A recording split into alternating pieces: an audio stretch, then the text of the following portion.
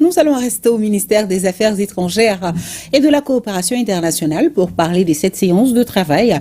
Elle se tient avec le représentant spécial du secrétaire général et chef du bureau des Nations Unies pour l'Afrique de l'Ouest et le Sahel.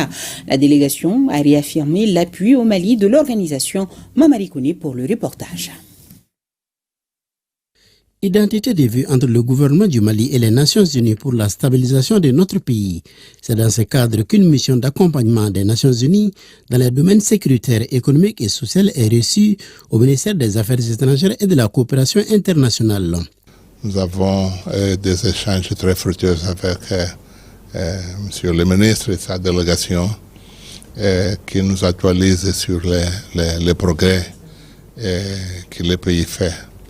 Nous avons profité de l'occasion pour féliciter le pays sur les progrès en marche dans la voie vers la normalisation de la vie nationale. C'est vrai qu'il y a des défis, il y a des difficultés, mais le pays est en bon chemin vers la normalisation. Les Nations Unies sont mobilisées pour pas seulement accompagner le pays, mais aider aussi à mobiliser des moyens, surtout pour augmenter la capacité de lutte contre le terrorisme et le soutien humanitaire aux populations.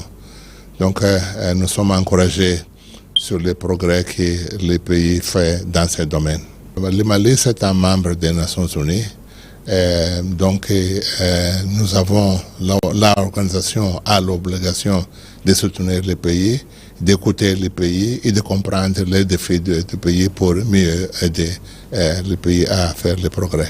Le Mali, pays membre des Nations Unies, entend bien avoir un dialogue franc et sincère avec tous ses partenaires. Sa visite s'inscrit dans le cadre du maintien d'un dialogue permanent avec les autorités maliennes pour pouvoir avoir en tout cas une meilleure lecture de la situation au plan politique, sécuritaire et social, mais aussi disposer de toutes les informations nécessaires par rapport aux avancées du pays, les défis auxquels nous sommes confrontés, mais aussi les perspectives qui se dessinent. Sur l'ensemble de ces questions, nous avons eu des échanges très francs, très ouverts, et nous avons aussi écouté les conseils et les appréciations du représentant spécial du secrétaire général et des messages qu'il voudrait faire passer à notre niveau, messages que nous avons enregistrés et messages qui seront transmis aux plus hautes autorités du Mali pour appréciation.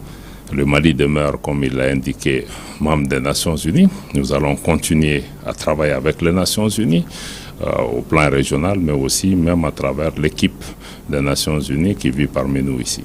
À noter que le représentant spécial du secrétaire général et chef du bureau des Nations Unies pour l'Afrique de l'Ouest et du Sahel, UNOWAS, n'est pas à sa première visite au Mali.